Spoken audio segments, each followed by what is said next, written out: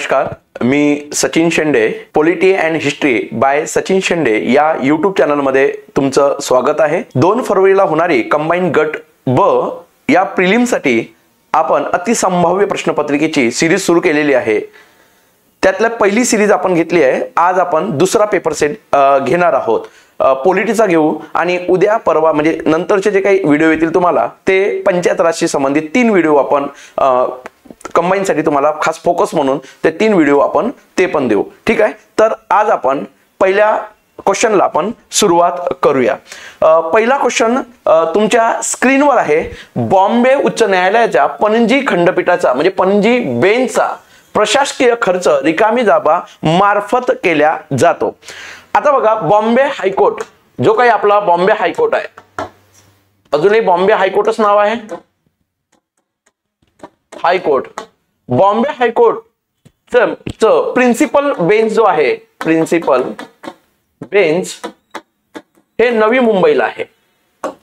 नवी मुंबई म्हणतो, मुंबईला आहे। आणि याचे बेंच आहेत, एकूण 3 बेंच आहेत। 3 बेंच, एक आहे नागपूरला, दुसरा आहे औरंगाबाद आणि तिसरा आहे पणजी। पणजी म्हणजे गोव्याची राजधानी, म्हणजे गोव्याच्या अधिकार एरियासाठी पणजी हे केलेलं आहे। तर आपली कॉन्स्टिट्यूशन काय म्हणते या प्रशासकीय खर्चाच्या बाबतीत? आर्टिकल 200 अनुच्छेद 229 असं सांगते की खर्च कोण करेल। तर हायकोर्टचा खर्च हा हायकोर्ट ज्या राज्यांसाठी आहे तो राज्य करेल। म्हणजे ज्या राज्यामध्ये अधीनस्थ आहे जो हायकोर्ट ज्या ज्युरिडिक्शन साठी आहे तो राज्य तिथला प्रशासकीय खर्च करेल। पण त्यासोबत अजून एक आर्टिकल आहे, ती म्हणजे 231। 231 असं सांगतंय की 2 किंवा 2 पेक्षा अधिक घटक राज्य असतील, 2 किंवा 2 पेक्षा अधिक घटक राज्ये एका हायकोर्टच्या अधीनस्थ असेल, म्हणजे एका हायकोर्टच्या अधीनस्थ 2 किंवा 2 पेक्षा अधिक घटक राज्य असेल तर त्यांचा खर्च कोण करेल हे 231 नमूद करते। तर नमूद असं करते की 2 किंवा 2 पेक्षा अधिक घटक राज्य असेल एका हायकोर्टच्या अधीनस्थ तर त्याचा प्रशासकीय खर्च जो आपला प्रिन्सिपल बेंच म्हणजे हायकोर्टचा प्रिन्सिपल बेंच ज्या राज्यामध्ये आहे, ज्या राज्यामध्ये स्थायी आहे तोच राज्य त्याचा सर्व खर्च म्हणजे सर्व बेंचेसचा खर्च हा जिथं प्रिन्सिपल बेंच आहे ज्या राज्यात तोच संबंधित राज्य करेल। म्हणजे या ठिकाणी आपला कोण रे, महाराष्ट्र राज्य हा तिथला काय करेल, प्रशासकीय खर्च करेल पूर्णपणे। म्हणजे पणजी असो, कारण आपल्या पणजीला खंडपीठ आहे पण मुख्यालय कुठे आहे बॉम्बे हायकोर्टचा, तर मुंबईमध्ये। मुंबई कुठे आहे, महाराष्ट्रात आहे, म्हणून आपल्या पणजीचा पूर्ण प्रशासकीय खर्च म्हणजे नागपूर असो, औरंगाबाद असो किंवा पणजी असो यांचा सर्व प्रशासकीय खर्च कोण करणार, तर महाराष्ट्र करणार, पूर्णपणे महाराष्ट्र करेल। ठीक आहे, तर पहिला क्वेश्चन हा इम्पॉर्टंट होता जो तुमच्या परीक्षेच्या दृष्टिकोनातून हा महत्त्वाचा होता। नंतर आपण दुसऱ्या क्वेश्चन कडे वळू आणि दुसरा क्वेश्चन आहे तुमच्या स्क्रीनवर की अनुच्छेद 371 हे हैदराबाद कर्नाटक प्रदेशातील एकूण रिकामी जागा मागास जिल्ह्यांसाठी लागू आहे। म्हणजे अनुच्छेद 371 कशाबद्दल आहे? 371 जे तर तुम्हाला माहित असेल, महाराष्ट्राच्या राज्यांच्या राज्यपालांना विशेष अशी काय अधिकार दिलेला आहे। म्हणजे कोणत्याही राज्याचे राज्यपाल हे आर्टिकल आपल्या घटनेच्या भाग 21 मध्ये याची नमूद आहे, जो टेम्पररी प्रोव्हिजन मधून हा भाग आहे। तर याच्यामध्ये असं नमूद करण्यात आलेलं आहे की राज्याचे राज्यपाल हे राष्ट्रपतीच्या विचार विनिमयाने किंवा सल्ल्याने स्वविवेकाधिकार वापरून म्हणजे मुख्यमंत्री आणि मंत्रिमंडळाचा सल्ला विना त्या संबंधित राज्याच्या काही क्षेत्रासाठी किंवा काही भागासाठी किंवा काही विषयासाठी विशेष तरतूद करू शकता। त्यातले एक आर्टिकल आहे 371 जे, क्लॉज नाही आहे, आर्टिकल आहे 371 काय जे। आणि 371 जे कोणासाठी आहे तर हैदराबाद कर्नाटक कुठं आहे तर कर्नाटक राज्यामध्ये येते, कारण हा आधी हैदराबाद संस्थानाच्या अधीनस्थ होता आणि म्हैसूरचा प्रदेश खाली होता दक्षिणे, आणि कर्नाटकचा नॉर्थ साइड हा कुठं होता, हैदराबाद संस्थानाचा एरिया। आणि तो एरिया जो नॉर्थचा एरिया आहे कर्नाटकचा, त्या एरियाला म्हणले जाते हैदराबाद कर्नाटक क्षेत्र। आणि या हैदराबाद कर्नाटकचा जो काही क्षेत्र आहे तो कर्नाटक राज्यात आहे आणि या कर्नाटकच्या राज्यपालांना जे काही या क्षेत्रामध्ये एकूण किती 6 जिल्हे आहेत, या 6 जिल्ह्यांसाठी विशेष तरतूद करण्याचा काय अधिकार आहे? हे थोडे हटके प्रश्न विचारू शकते आयोग, तुम्ही प्रिपेअर राहा म्हणून हा मी तुम्हाला तुमच्या समोर क्वेश्चन काय केलं दिलेला आहे.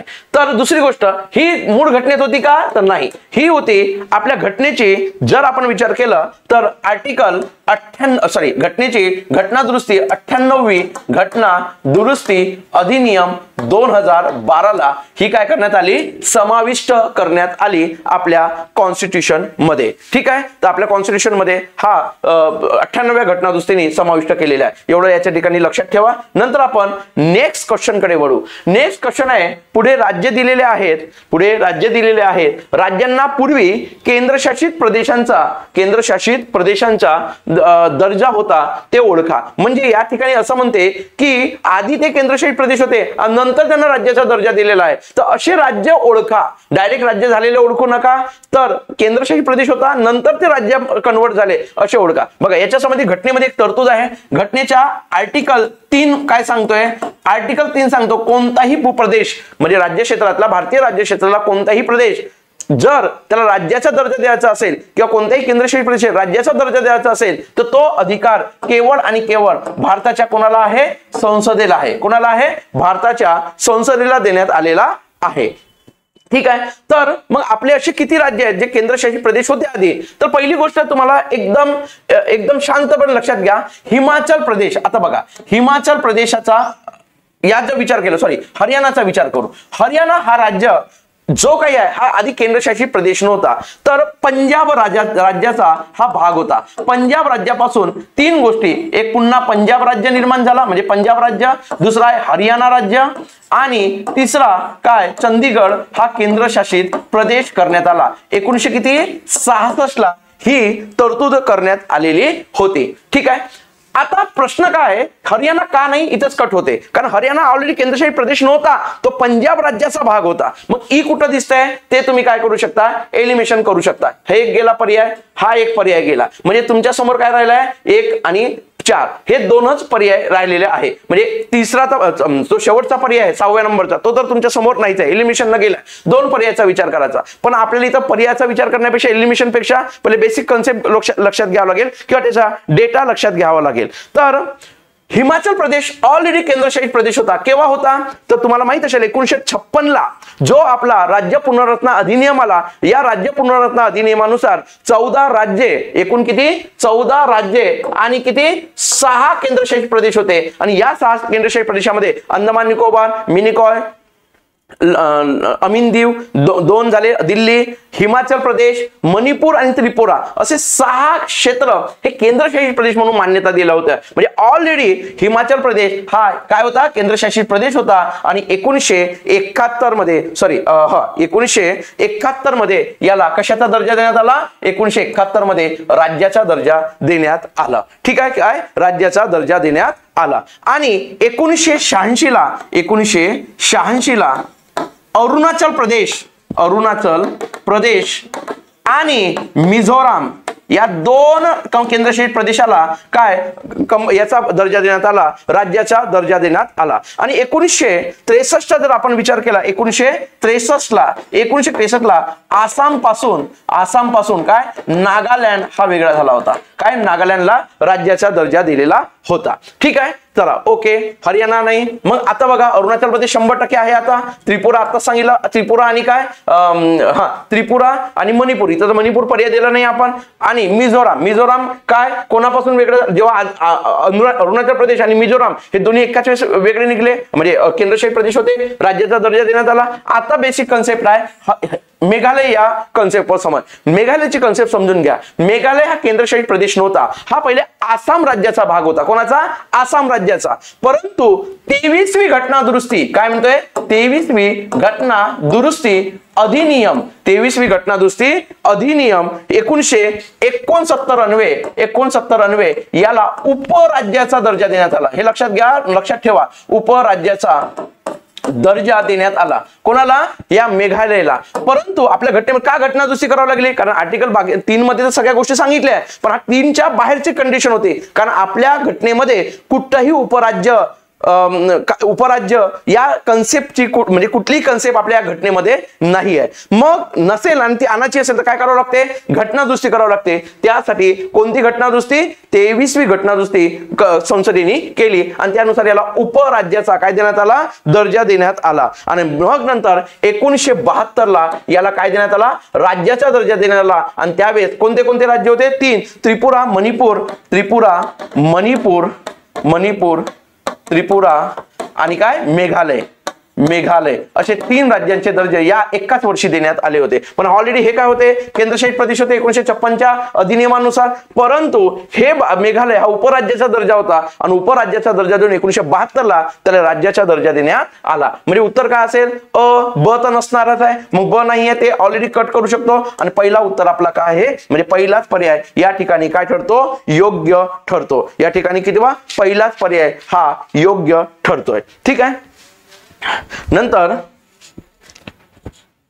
49वी घटनादुरुस्ती अधिनियम द्वारे पुढील कोणत्या राज्यातील स्वायत्त जिल्हा परिषदेला घटनात्मक वैधता प्रदान करण्यात आलेला आहे. बघा 49वी घटनादुरुस्ती जी झाली ती 1900 घटना दुरुस्ती अधिनियम 1900 ही 84 ला करण्यात आली, बरोबर आहे. आणि या 1984 ला जी काही 49वी घटनादुरुस्ती झाली, या घटनादुरुस्ती अन्वये तर त्रिपुरा राज्यातील, कोणत्या राज्यातील, त्रिपुरा राज्यातील जिल्हा परिषदेला घटनात्मक वैध, हा सुद्धा इम्पॉर्टंट आहे क्वेश्चन. असे प्रश्न, हटके प्रश्न आयोग विचारते, कारण हे ऑलरेडी विशेष याच्यामधले प्रश्न आहेत. तर स्वायत्त जिल्हा परिषद म्हणून त्यांना काय देण्यात आली, मान्यता. आणि तो राज्य कोणता होता, त्रिपुरा राज्य होता. ठीक आहे. चला नंतर आपण दुसऱ्या क्वेश्चन कडे वळूया आणि दुसरा 5व्या क्वेश्चन कडे. 5वा क्वेश्चन आहे, भारताच्या मुख्य निवडणूक आयुक्ताला बडतर्फ करण्यासाठी संविधानात पुढीलपैकी कोणती पद्धत सांगितलेली आहे. म्हणजे आपल्या मुख्य निवडणूक आयुक्ताला म्हणजे कोण, इलेक्शन कमिशन ऑफ इंडिया यांना पदावरून दूर करण्यासाठी कोणती पद्धत घटनेत सांगितलेली आहे. आता बघा घटना काय म्हणते, इलेक्शन कमिशन ऑफ इंडिया असो, कॅग असो, हायकोर्ट चे न्यायमूर्ती असो, यांना पदावरून दूर करण्याची पद्धत सुप्रीम कोर्टच्या चीफ जस्टिसला जे पदावरून दूर करण्याची पद्धत आहे तीच पद्धत यांना वापरली जाते. म्हणजे काय म्हणतोय सगळ्यात महत्वाचं, तर सुप्रीम कोर्टच्या न्यायमूर्तींना पदावरून दूर करण्याची जी पद्धत घटनेत सांगितली आहे, मग सुप्रीम कोर्टच्या न्यायमूर्तींना पदावरून दूर करण्याची पद्धत घटनेत कुठं सांगितली आहे, घटनेत 124 क्लॉज 4 मध्ये 24 मध्ये आणि 5 मध्ये सांगण्यात आलेले आहे. आणि यानुसार काय सांगण्यात आलेलं आहे की अशा प्रकारचं म्हणजे चीफ जस्टिस ऑफ इंडियाला किंवा अदर जस्टिसला पदावरून दूर करायचं असेल तर राष्ट्रपती तेव्हाच करू शकतात जोपर्यंत संसदेचं संविधान त्यांच्याकडे येत नाही. मग संसद अशा प्रकारचा ठराव पास करत नाही तोपर्यंत राष्ट्रपती त्यांना पदावरून दूर करू शकत नाही. तशाच पद्धतीची पद्धत भारताच्या इलेक्शन कमिशन ऑफ इंडियाला सुद्धा तीच तरतूद आहे. म्हणजेच काय, कोणत्याही सभागृहात असा संविधान म्हणजे ऍड्रेस मांडता येतो, ज्या सभागृहात मांडायचं आहे त्या सभागृहामध्ये विशेष बहुमत म्हणजे 2/3 पेक्षा अधिक बहुमत जर सहमत झाला, दुसऱ्या सभागृहाने सहमत केलं तरच त्यांना पदावरून काय केल्या जाऊ शकते, दूर केल्या जाऊ शकते. मग आपल्याला जो पर्याय काय आहे, राष्ट्रपतींच्या संविधानानुसार नाही, राष्ट्रपतीचा संविधानाधिकार चालत नाही. सर्वोच्च न्यायालयाच्या सल्ल्याने, बघा सर्वोच्च न्यायालयाच्या पद्धतीने म्हणलं असतं तर बरोबर असतं, पण सल्ल्याने का नाही, कॅबिनेटच्या सल्ल्याने तर नाही. तर मग काय आहे, तर सुप्रीम कोर्टच्या किंवा सर्वोच्च न्यायालयाच्या न्यायमूर्तींना पदावरून दूर करतो त्या पद्धतीप्रमाणे, म्हणजे सर्वोच्च न्यायालयाच्या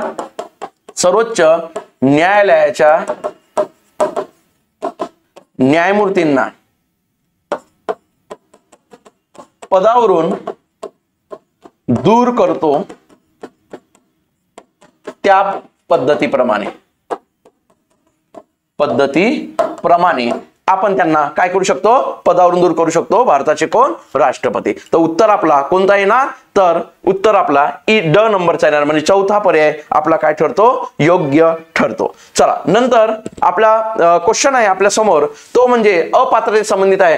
राज्य विधिमंडळ सदस्यांच्या अपात्रते संबंधित कोण निर्णय घेतो, हा सुद्धा इम्पॉर्टंट क्वेश्चन आहे. राज्य विधिमंडळाच्या सदस्यांच्या अपात्रते संबंधित कोण निर्णय घेतो. आता बघा पहिली गोष्ट, आपल्या घटनेमध्ये राज्य विधिमंडळाच्या अपात्रतेची तरतूद कुठे दिलेली आहे, तर 3 पद्धतीने अपात्र होऊ शकते आपल्या राज्य विधिमंडळ विधिमंडळाचे सदस्य. एक आहे घटनेचा आर्टिकल 191 अन्वये आणि नंतर आहे लोकप्रतिनिधी अधिनियम 1951 अन्वये अपात्र ठरू शकतात. आणि तिसरा आहे पक्षांतर बंदीनुसार, पक्षांतर बंदी अधिनियमानुसार, पक्षांतर बंदी अधिनियमानुसार ते आपल्या पदावरून काय होऊ शकतात, दूर होऊ शकतात, म्हणजे त्यांना पदावरून दूर केल्या जाऊ शकतो. तर घटनेमध्ये अनुच्छेद 191 मध्ये काही अपात्रतेची कंडिशन सांगितलेली आहे. ठीक आहे, म्हणजे अनसाउंड माइंड नसावा, तो बँक करप्ट नसावा, अशा प्रकारची त्याच्यावर अपात्रते सांगितली आहे. आणि दुसरा लोकप्रतिनिधी अधिनियम, कारण 191 मध्ये सांगण्यात आले आहे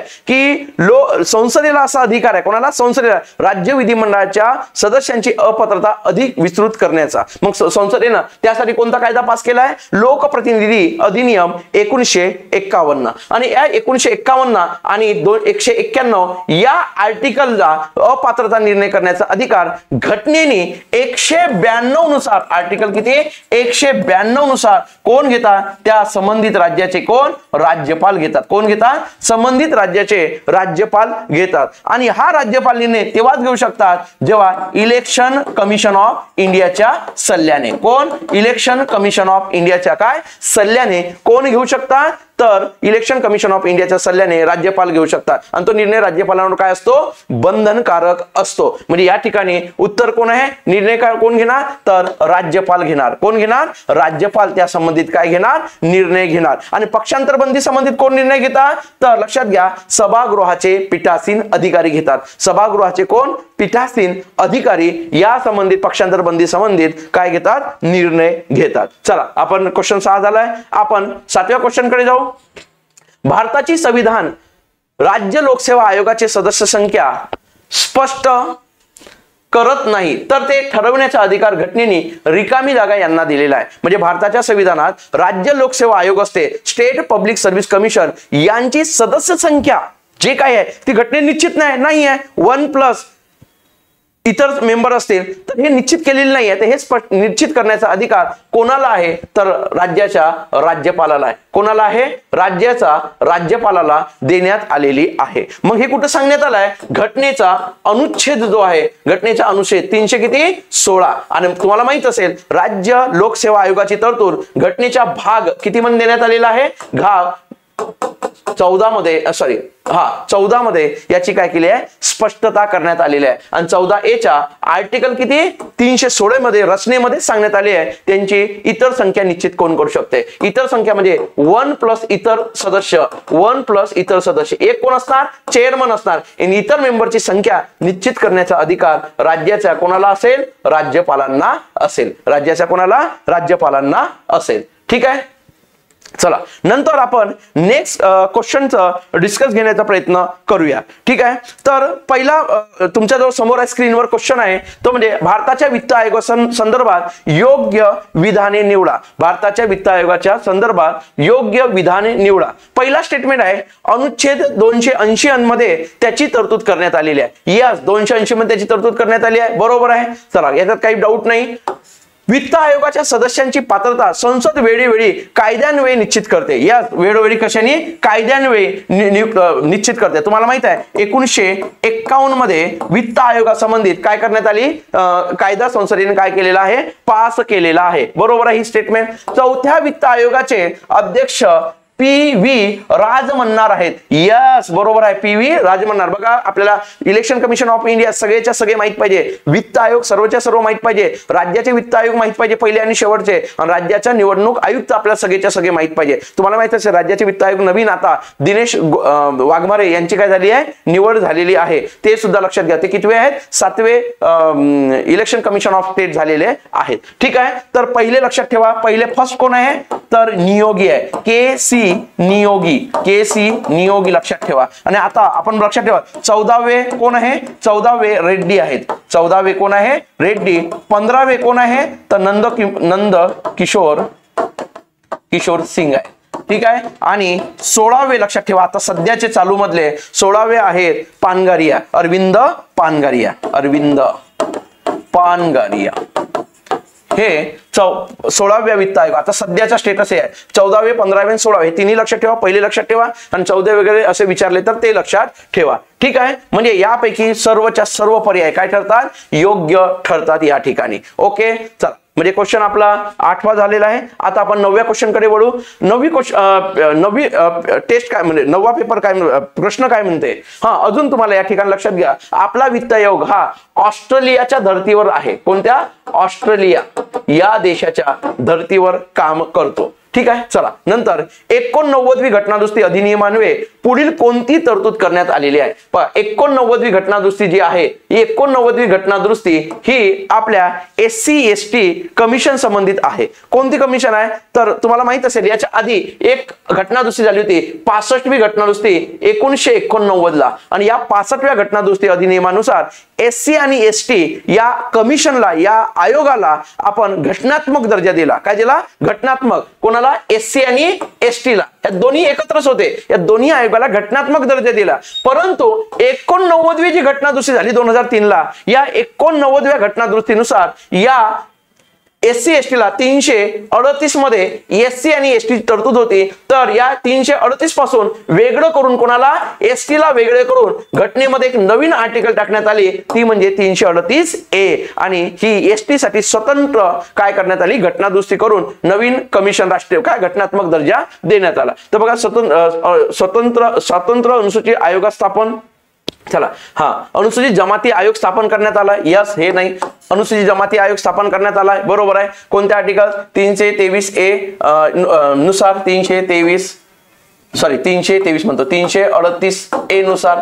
ओके, अनुच्छेद 338A नव्याने समाविष्ट करण्यात आला. यस, नव्याने समाविष्ट करण्यात आलेला आहे. हे थोडस स्पेलिंग मिस्टेक झालेलं आहे. नंतर वरीलपैकी दोन्ही अनुसूचित जमाती आयोगाचा कार्यकाळ राष्ट्रपती निश्चित करतात. ऑलरेडी संसदेने निश्चित केलेला आहे. तर लक्षात घ्या, वरीलपैकी काय, दोन्हीही बरोबर आहे. मी आता जे स्पष्ट केलं आहे ते यामध्ये आहे. ओके, नंतर बघा महालेखा परीक्षक. महालेखा परीक्षकाबद्दल एकदम स्टेटमेंट वाईज क्वेश्चन आहे. महालेखा परीक्षक तुम्हाला माहिती आहे कॅग बद्दल तरतूद कुठं करण्यात आली आहे, घटनेच्या भाग 5 मध्ये याच्या संबंधित तरतूद करण्यात आलेली आहे. आणि अनुच्छेद 148 पासून तर 151 पर्यंत देण्यात आलेली आहे. तर काय म्हणते, महालेखा परीक्षक सरकारी खर्चातील शुद्धपणा आणि विश्वासार्हता यांचे परीक्षण करतो. बरोबर आहे, विश्वासार्हता परीक्षण करतो ना, कशामध्ये, सरकारी खर्चातील. मग राज्याचा असो का केंद्राच्या खर्चाचा शुद्धपणा आणि विश्वासार्हता परीक्षण करतो. उधळपट्टीच्या खर्चावर काय करतो, भाष्य करतो. उधळपट्टीला थांबवू शकत नाही, पण उधळपट्टी झाल्यानंतर त्याच्यावर भाष्य करतो का विनाकारण बाबा खर्च झालेला आहे. तर A आणि B हे दोन्ही स्टेटमेंट काय आहे, या ठिकाणी योग्य ठरतात. चला नंतर आपण नेक्स्ट क्वेश्चन कडे वळू. नेक्स्ट क्वेश्चन आहे नीट, हे थोडे कॉन्सेप्च्युअल क्वेश्चन आहे, त्याच्यामुळे थोडे याच्यावर विचार करा. नीती आयोगाचे विशेष विभाग म्हणून काम करत नाही, म्हणजे विशेष विभाग म्हणून नीती आयोगाचा विशेष विभाग म्हणून कोण काम करत नाही अशा प्रकारचा विचारलाय. मग सल्लादायी विभाग आहे का, सल्लागार विभाग आहे का, तर यस, नीती विभाग सल्लागार विभाग काम करतो. संशोधन विभाग आहे, रिसर्च डिपार्टमेंट आहे, यस. भारतीय संघ विभाग आहे, यस, भारतीय संघ विभाग सुद्धा आहे. हे या ठिकाणी सुद्धा क्वेश्चनच्या ठिकाणी लक्षात ठेवा. अन्यथा प्रशासकीय विभाग अशा नावाचा विभाग आपल्या नीती आयोगामध्ये नाहीये. त्यामुळे हा स्टेटमेंट काय ठरतो, आपल्याला योग्य ठरतो. काय ठरतो, योग्य ठरतो. चला नंतर जनहित याचिकेबद्दल क्वेश्चन आहे. PIL बद्दल हा क्वेश्चन देण्यात आलेला आहे. ठीक आहे, तर PIL पब्लिक इंटरेस्ट लिटिगेशन ही 1980च्या दशकात विकसित झालेली एक प्रकारची कन्सेप्ट आहे न्याय व्यवस्थेमध्ये. कारण आपल्या लक्षात घ्या, जगाच्या लेवलवर 90% नाही 99% कंडिशन मध्ये आपले एक कन्सेप्ट नेहमी लक्षात ठेवा, लोकस स्टँडी नावाची कन्सेप्ट काय होते, रूढ आहे. काय आहे रूढ ती लोकस स्टँडी, तर बाबा ज्याच्यावर अन्याय झाला तोच काय मागणार, दाद मागणार. आज भी भारतात आहेच तशी लिगली, बरोबर, जगातल्या सगळ्या देशात हीच आहे. पण अजून एक कन्सेप्ट असते ऍक्टिव्ह पॉप्युलरिज. काय म्हणतोय, ऍक्टिव्ह पॉप्युलरिज ही एक कन्सेप्ट असते. काय म्हणते ऍक्टिव्ह पॉप्युलरिज, तर ऍक्टिव्ह पॉप्युलरिज म्हणते की ज्याच्यावर अन्याय झाला तो नाही, तर थर्ड व्यक्ती सुद्धा त्यांच्या वतीने न्यायालयात दाद मागू शकतो, त्या कन्सेप्टला म्हणतात ऍक्टिव्हो पॉप्युलरिस ही कन्सेप्ट, ऍक्टिव्हो पॉप्युलरिस कन्सेप्ट. तर ही विकसित करणारा म्हणजे बाबा अन्याय झाला नाही, एखादी गरीब आहे, झोपडपट्टी आहे, त्यांना पाणी येत नाही, पण त्यांनाच माहित नाही का आपल्याला न्याय कुठं मागतात, त्यांच्या वतीने एखादी एनजीओ जाते, त्यांच्या वतीने एखादी पत्रकार जातोय, एखादी व्यक्ती जातोय न्यायालयामध्ये, न्यायालयामार्फत त्यांच्या सोल्युशन केलं जातं त्यांच्या प्रश्नाचा, तेव्हा त्याला म्हणलं ते PIL ही म्हणजे पब्लिक इंटरेस्ट लिटिगेशन, म्हणजे याचिका दाखल केली जाते ज्याच्या हित स्वतःचा नसतो तर त्याच्यामध्ये जनहित असतो, त्याला म्हणतात PIL. आणि अशी विकसित करणारे व्यक्ती ते म्हणजे कोण, VR कृष्ण अय्यर यांनी हे विकसित केलेली आहे. आणि दुसरी गोष्ट, हिला विस्तारित करण्याचा काम कोणता, गुप्ता केसमध्ये, गुप्ता के SP Gupta versus union of India या खटल्यामध्ये न्यायमूर्ती चंद्रचूड आणि न्यायमूर्ती भगवती यांनी केलेला आहे. लक्षात ठेवा, न्यायमूर्ती चंद्रचूड आणि न्यायमूर्ती भगवती यांनी विस्तारित करण्याचा काय केला आहे, प्रयत्न केलाय. मग ही संकल्पना PN भगवती यांनी विस्तारित केली. या PN भगवती, चंद्रचूड आले तर चंद्रचूड, दोघांचे नाव आले तर दोघांचे नाव आले, बरोबरच असेल. ठीक आहे, विधान अ आणि ब दोन्ही काय आहेत, बरोबर आहेत. ठीक आहे, यस. चला, नंतरचा क्वेश्चन आहे, ग्रामपंचायतीच्या उत्पन्नाची साधने म्हणजे सोर्स चे साधने काय आहे. तर सोर्सचं साधन काय आहे, राज्य शासनाने दिलेले अनुदान. यस, राज्य शासन अनुदान देते ग्रामपंचायतींना, बरोबर आहे स्टेटमेंट. घरपट्टी, यात्रा कर, पाणीपट्टी कर ग्रामपंचायत उत्पन्नाची प्रमुख साधने आहे. यस, घरपट्टी, पाणीपट्टी जे काही असतील, दिवाबत्ती वगैरेचं हे कर तर ऐच्छिक आहे, लावू शकते ग्रामपंचायत किंवा लावू शकत नाही, पण हे अनिवार्य आहे. तर हे करून त्यांचा सोर्स निर्माण होऊ शकते. आणि हा सगळा पैसा कुठं जमा होतो, ग्रामनिधीमध्ये. जसा देशाच्या सरकारचा फंड असतो त्याला म्हणतो संचित निधी म्हणतो, कॉन्सॉलिडेटेड फंड म्हणतो, तसंच ग्रामपंचायतचा सुद्धा एक फंड असतो त्याला आपण ग्रामनिधी हा शब्द प्रयोग करतो. ओके, तर मग या ठिकाणी अ आणि ब दोन्हीही काय आहेत, योग्य आहेत. नंतर आपण क्वेश्चन करू, जिल्हा परिषदच्या अध्यक्षाच्या रजेस 30 दिवसापेक्षा अधिक ते 90 दिवसापर्यंत मंजुरी देतात. कोण मंजुरी, म्हणजे जिल्हा परिषदचे अध्यक्ष. एक गोष्ट लक्षात ठेवा, आपल्या जिल्हा परिषद अधिनियम म्हणजे महाराष्ट्र जिल्हा परिषद पंचायत समिती अधिनियम 1961 मध्ये याची तरतूद करण्यात आलेली आहे. तर काय करण्यात आली आहे, जिल्हा परिषदचे अध्यक्ष असो किंवा जिल्हा परिषदचे उपाध्यक्ष असो किंवा जिल्हा परिषदचे विषय समित्यांचे सभापती असो कोणी असो याच्यापैकी यांना 30 दिवसापर्यंत विना परवानगी सुट्टी मिळू शकते. 30 दिवसापर्यंत विना परवानगी कोणाच्या संमतीशिवाय सुट्टी घेऊ शकतात. परंतु 30 दिवसापासून किती, 30 दिवसापासून तर 90 दिवसापर्यंत सुट्टी घ्यायची असेल यांना तर जिल्हा परिषदच्या स्थायी समितीची परवानगी घ्यावी लागते. जिल्हा परिषदच्या स्थायी समितीची परवानगी घ्यावी लागते, ज्याच्यात ऑलरेडी अध्यक्ष जिल्हा परिषदचे अध्यक्ष असतात. ठीक आहे, आणि लक्षात घ्या 90 दिवसापेक्षा ते 180 दिवसापर्यंत जर सुट्टी घ्यायची असेल तर त्याला राज्य सरकारची परवानगी घ्यावी लागते. कोणाची, राज्य सरकारची परवानगी घ्यावी लागते. आणि नेहमी लक्षात घ्या 180 दिवसापेक्षा जास्त सुट्टी मिळत नसते. 180 दिवसापेक्षा सुट्टी मिळत नाही, त्यांच्या पद त्या कारणाने रिक्त होऊ शकतो. त्या ठिकाणी उत्तर येणार आपले कोण, स्थायी समिती. या ठिकाणी योग्य उत्तर येणार. चला, नंतर आपण एकदम शेवटचा क्वेश्चन आपण डिस्कस करूया. 73वी घटनादुरुस्ती अधिनियमांमधील तरतुदी दिलेल्या आहेत, अयोग्य जुळणी ओळखा. म्हणजे 73व्या घटनादुरुस्तीनुसार ज्या काही तरतुदी दिल्या आहेत त्याची अयोग्य पर्याय निवडायचा आहे आपल्याला. म्हणजे 73व्या घटनादुरुस्तीत जे काही प्रोव्हिजन्स आहेत, त्या आर्टिकल्स आहेत, त्याच्या संबंधित ओळखायचं आहे. बघा 273व्या घटनादुरुस्तीनुसार, 73वी घटनादुरुस्ती 1992 नुसार जर आपण इथे 92 नुसार याच्यामध्ये भाग घटनेमध्ये जो ऑलरेडी रिकाम होता त्याला त्याच्यामध्येच टाकण्यात आला. काय, भाग 9 मध्ये पंचायती टाकण्यात आला. काय, पंचायती. आणि यामध्ये एकूण अनुच्छेद जर आपण विचार केला 243 पासून 243 ओ पर्यंत याच्या संबंधित काय देण्यात आले आहे, तरतुदी देण्यात आलेल्या आहे. चला, 243 मध्ये ऑलरेडी व्याख्या सांगितली आहे. 243 ए मध्ये ग्रामसभेबद्दल तरतूद करण्यात आली आहे. मग ग्रामपंचायत सामान्य कार्यकाल 5 वर्षाचा राहील हे अनुच्छेद 243 ई मध्ये सांगण्यात आला. या 243 ई मध्ये नमूद करण्यात आलेला आहे. बरोबर आहे स्टेटमेंट. चला, म्हणजे ही स्टेटमेंट बरोबर आहे. ग्रामसभेची स्थापना अनुच्छेद 243A मध्ये सांगण्यात आलेली आहे. ठीक आहे. हा, आणि नंतर आहे महिला आरक्षण 243D मध्ये सांगण्यात आलेले आहे. नंतर ग्रामपंचायती, हा या ठिकाणी थोडा क्वेश्चन मध्ये एक इश्यू झालेला आहे. तर या ठिकाणी हा ग्रामपंचायत ग्रामसभेची स्थापना अनुच्छेद 243 मध्ये 43A मध्ये सांगण्यात आली आहे. यस, हे पण स्टेटमेंट बरोबर आहे. महिला आरक्षण 243D मध्ये सांगण्यात आलाय. यस, 243. आता आपण पंचायत राजची उद्यापासून सिरीज चालूच करणार आहोत, त्यामध्ये तुम्हाला अजून एक्स्ट्रा क्वेश्चन तुम्हाला सगळं मिळणारच आहे. नंतर ग्रामपंचायतीची स्थापना 243 नाही 243 ABC मध्ये सांगण्यात आलेलं आहे. ठीक आहे, त्यामुळे हे उत्तर चुकीचं आहे आणि आपल्याला चुकीचाच उत्तर विचारला, त्यामुळे हा योग्य पर्याय येईल. तर ठीक आहे, तर मित्रांनो आपल्या YouTube चॅनलला polity and history by Sachin Shende या चॅनलला तुम्ही सबस्क्राईब करा. जास्तीत जास्त लोकांना याला सेंड करा, म्हणजे शेअर करा आणि तुम्ही लाईक सुद्धा करा. ठीक आहे, तर थांबूया आपण.